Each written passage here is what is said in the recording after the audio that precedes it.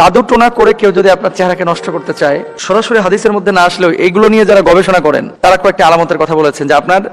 এই সুন্দর চেহারাটাকে, সুন্দর শরীরটাকে নষ্ট করার কেউ প্ল্যান করেছে কিনা, এগুলোর কিছু লক্ষণ, জাদু টোনার লক্ষণ তারা পেশ করেছেন, সেগুলো আপনার সামনে তুলে ধরছি এবং উত্তরণের পথ কি। 1 নাম্বার, আপনার শরীর বা চেহারার উপরে কেউ যদি কুফরি করে বা জাদু টোনা করে, অনেক সময় চোখের ভ্রু এটা ব্যথা করবে, দেখবেন এই চোখের ভ্রুটা সবসময় ব্যথা করবে, 2 চোখের ভ্রু, এবং এত ব্যথা যে চোখ খুলতে আপনার কষ্ট হবে। 2 নম্বর, চেহারার হঠাৎ করে অ্যালার্জির মতো দলা বেঁধে যাওয়া বা রক্ত জমে থাকার মতো লালচে ছোট ছোট ঘামাচির মতো বিভিন্ন জিনিস চেহারার মধ্যে ভেসে উঠবে।